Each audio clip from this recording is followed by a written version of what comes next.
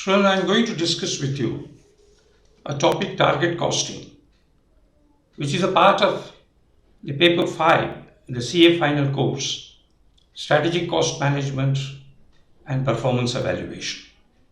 This topic is very important, not only from your examinations point of view, but it's also important for understanding this, that the hub of the cost management in modern practices lies in this topic. This is market oriented. So much of work is being done on this target costing because it helps a company to gain that very essential competitive advantage. So when you do your examination preparations and try to learn this topic from my video, you must give concentration to understand it. That will go deeper into your practices after you successfully complete this exam and become a full-fledged chartered accountant. I wish you good luck, and let me explain to you as to how this target costing actually helps in cost management decisions. Obviously, you'll ask me, what is target costing? Target costing is defined as a cost management tool for reducing the overall cost of a product over its product life cycle. So it's very essential to understand that there is, for every product, a life cycle. In fact, there is a topic that you have in your paper called the life cycle costing. Now, the product starts its life cycle from the time the raw material is procured and put into the production process. And this product life cycle goes right up to the point when the consumer consumes it after 4 years, 5 years, and that becomes useless. No more usefulness is left in that topic. So therefore, we are talking about a product life cycle from the design stage of a product till its final consumption in the hands of the consumer. Not in the traditional accounting sense, where we talk of a product only from the point of design to the point of sale. It goes beyond that. Even including the cost in the hands of consumer is a part of cost management under what is called life cycle costing. Now, within this life cycle costing, target costing aims to keep the cost as the market demands, as the customer envisages. Because the moment you increase that cost, your price will be higher and the customer becomes sensitive to that. Therefore, the management in the modern competitive companies utilizes this pricing technique to meet both the demands of its customers as well as the company's profit goals. Target costing is particularly popular among Japanese firms, in fact, where it originated, such as Toyota, Nissan, Toshiba, and Daihatsu Motor in various industries such as automobile manufacturing, electronics, machine tooling, and precision machine manufacturing. As Japanese taste becomes more diverse, assembly-oriented production grew in popularity. This growing demand for a diverse range of products shortened the life cycles, threatening the competitive position of a company. So therefore, you must be on your toes to ensure that you are within the expectations of the customer as far as the price is concerned, therefore on your cost.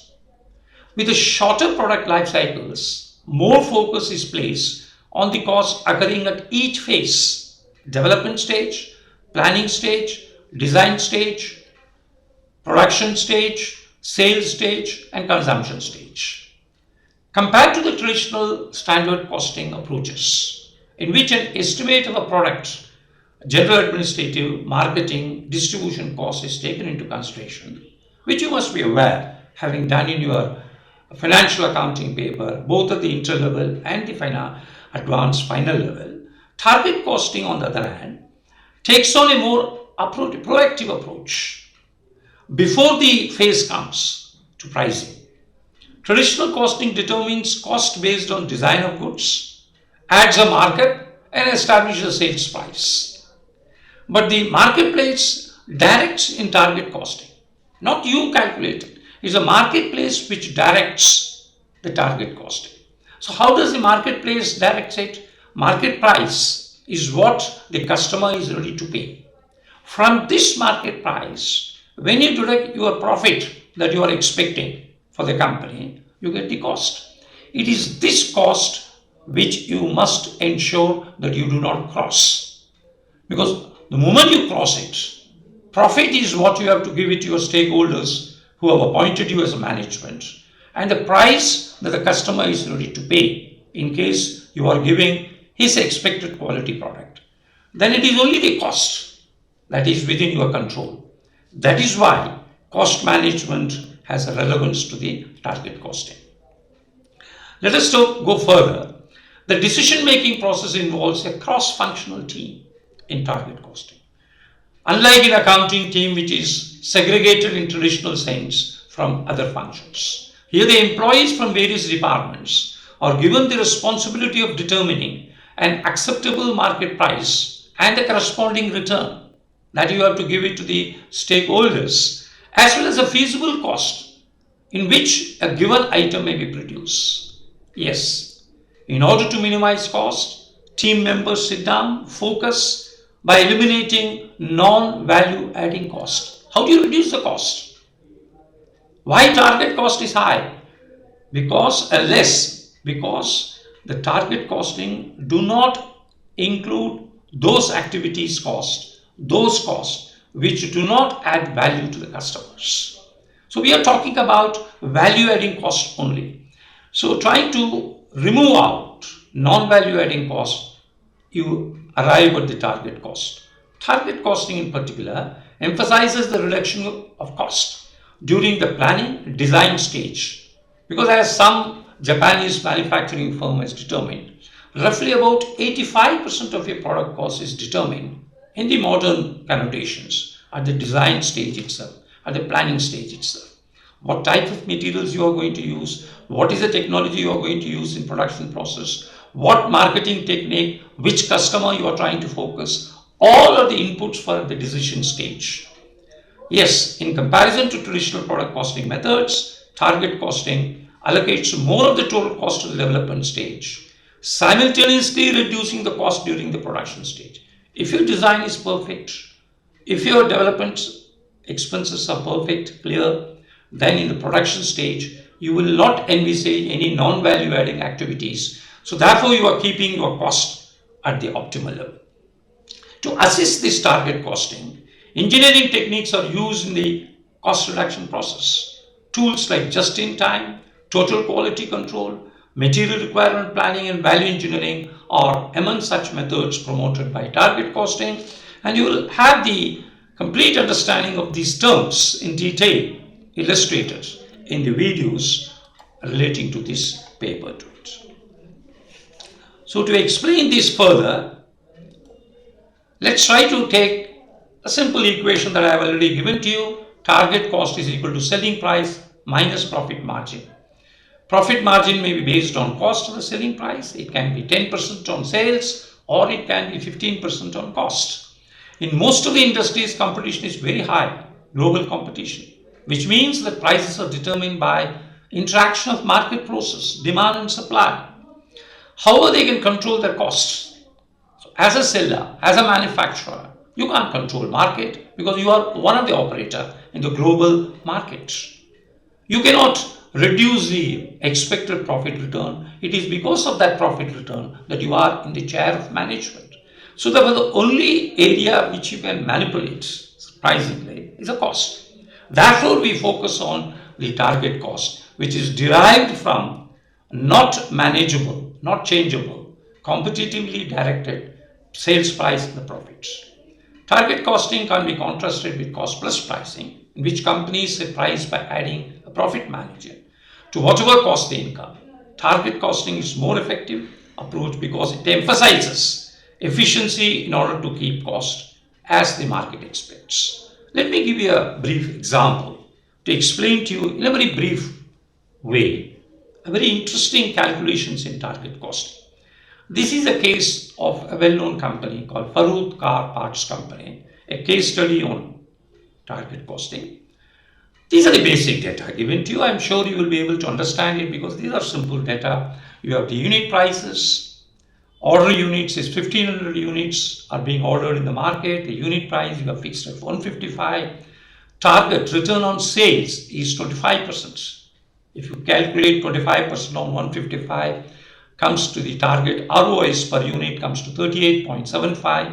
So from the unit sales price, reduce this targeted return on sales per unit, you get target cost per unit is 116.25, and the total target cost, that is multiplying per unit target cost with 1500 units, it comes to 1,74,375. As against this market cost, what are the costs you are actually accounting for, you are incurring? So far in the manufacturing process, these costs are drifting costs because it is these costs which you can manipulate. The drifting is within your capacity through value engineering and other techniques. So the drifting cost, or you may also call it as a current cost, is variable cost per unit is 80, fixed cost per unit is 45. I'm sure your terms are well known to you because you have done costing in your intern. Defective unit cost, and that is a defective units which you have to rework, is again 20 rupees. Tooling cost per unit comes to $2. Total drifting cost is 146 as against 116, which is the target cost. So the total drifting cost multiplied by 1500 comes to 2,20,000. So what is the target total cost reduction you are going to make? 2,20,492.50 minus the target cost of 1,74,375. So how do you do this? This is the cost management process. Once you come to know this difference, you start working value engineering, JIT tools, and various cost management tools, and you get this picture. Rate of defective units. It was earlier 17.2, you bring it down to 5.3. Through product re-engineering, through value re-engineering, you bring the defective units percentage from the total units produced from 17.2% to 5.3%. Therefore, you make a cost of saving for 2751. How? Number of defective units was given to you per cost. So I multiplied with that. In my earlier slide, you will see that we have given the the cost of defective units. You see, defective units cost per is 20 rupees, $20 per unit. So multiplied by the reduction in that, we'll get that. So further cost savings is total defective saving is 2751 because of it. Second point, number of tools. Number of tools new, earlier it was 45, now bring it to 30. Cost saving is straight away 1,000. Component of cost saving is 13%. Component of cost savings for 1500 is 1,000, 15,000, 1,600. All right. Total possible cost reduction is 20,751 plus 15,600. The total cost reduction is 37,351. But we wanted a cost reduction of 46,000. 46,117. But because of our one-time value engineering and tools reduction, we have managed to reduce the cost by 37,000. Still there is a gap of 8,767, which clearly shows target costing is not end of the road. It's a continuous process. You will not be able to achieve the market expectation just in one go. So the target costing as a tool is continuously used. Value engineering is reworked. So this year there is a shortfall of 8,000. You will work again, bring it down to 8,767, either by further re-engineering, either by reducing the defective units, or by using better material methods. That is the topic of value engineering, which we shall discuss it later on in detail when we take up the topic to it. This is, friends, a brief introduction as to what is target costing and how we are going to face issues relating to cost management in the paper of cost management and performance evaluations. Thank you very much. Thanks for watching.